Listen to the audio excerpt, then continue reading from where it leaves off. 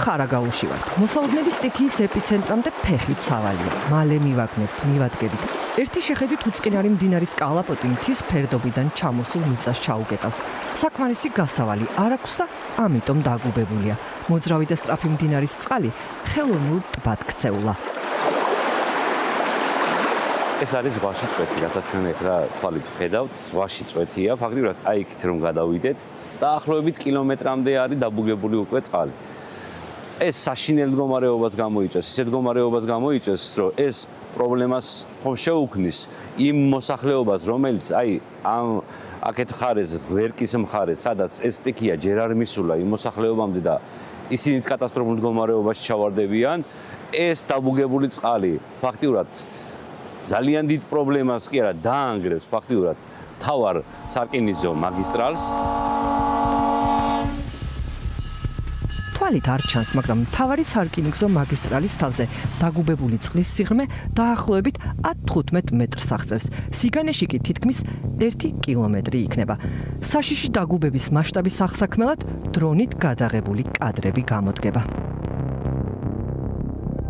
დატბორილი და გაუვალი მდინარის სანახავად გეოლოგებიც ჩამოსულან. ადგილობრივები გვიამბობენ, რომ დიდხანს ვერ გაურკვევიათ მდინარე თუ ღელე გუბდება, მაგრამ მთავარია აღიარეს, რომ წყალი ნამდვილად დაგუბებულია და მაინც ისედაც ორად გახლეჩილი სოფლების, ნაპრალების, დაგუბებული წყლის მონიტორინგის ნაცვლად სტიქიური ზონა ყველასგან მიტოვებულია. ჩასაფრებული სულაც არა ვარ, უბრალოდ ბუნების კანონია და ცოცხალი მაგალითებიც გვინახავს, რომ თუ ტბად ქცეული მდინარე საკმარის გასავალს ვერ ნახავს განსაკუთრებულ საშიშროებას გაზაფხულზე უხვი ნალექის დროს შექმნის და მისი ადიდების შემთხვევაში სარკინიგზო მთავარ მაგისტრალს და სავალ გზასაც მისწვდება და წარმოდგენაც არ ღირს რა შეიძლება მოხდეს. თები წყლით რო გაიჯიჯობა და ესო წამოვა და აბლა რას მდგომარეობაში ჩააყენებს აქაურობას. მაგრამ არა ინტერესებს. ადგილმონაცვლეობაც კი არ გაუკეთეს მოსახლეობას. მოსახლეობას ყოველდღიურად ატყუებენ. მათთვის მათ ეუბნებიან ქვეყანად ეკომიგრანტები და 30000 ლარი არის ეკომიგრანტებს და წარმოიდგინეთ ახლა 30000 ლარი სახს კი ვერ ააშენებს ადამიანის დამხმარე ნაგებობასაც ვერ გააკეთებს. სტიქია ხარაგაულის სოფლებს ისედაც არინდობს. წყლით დატბორილ ტერიტორიებს სოფლიდან წამოვადგებით. იმ სოფლებიდან, რომელიც მანამდეც სტიქიურად საშიში ზონაა. გახლეჩილი სოფლები ხარაგაულიდან ზამთარში თითქმის სრულად უკაცრიელი დაგხვდა. აქ ცხოვრების გაგრძელება გეოლოგების დასკვნების მიხედვით დაუშვებელია. მიწამ პირი გახსნა. სახლები დაბზარულმა მიწამ ჩაიტანა. სრულად დაანგრია და გააჩანაგა. დამეწყვილ ადგილებში ცხოვრება შეუძლებელია. რადა ადგილობრივ გლეხებს სახლიდან იძულებით წასვლა არ უნდათ. არ გეშინიათ აქ სტიქიურ ზონაში ცხოვრება? რა ხო, გეგენ საშიში კი არის, მას აწევიდე.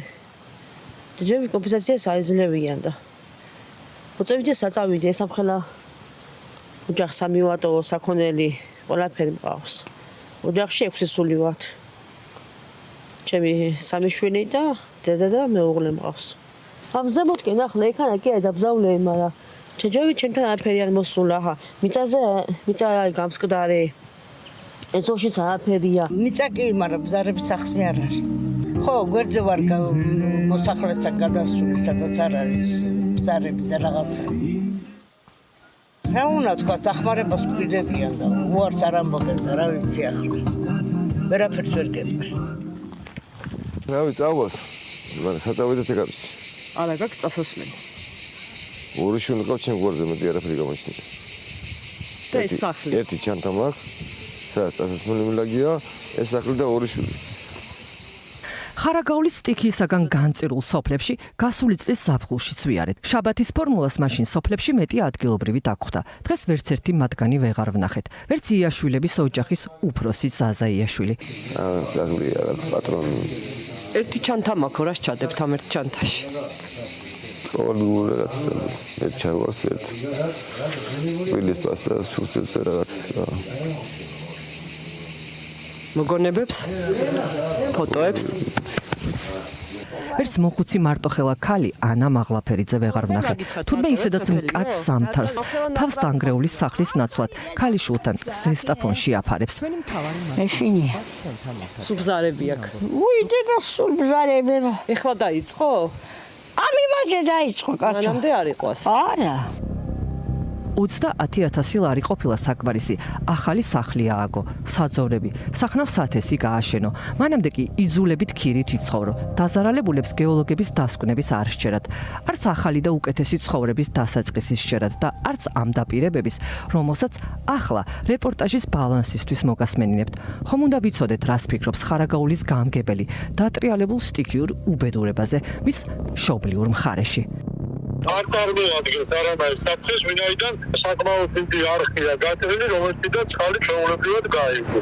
სახელმწიფო პროგრამა, რასაც ითვალისწინებს, იმის პარაგრაფში ხორციელდება და სახელმწიფო პროგრამა ეკომიგრანტებისთვის მოქმედებს კლებია არ შეცვლილი.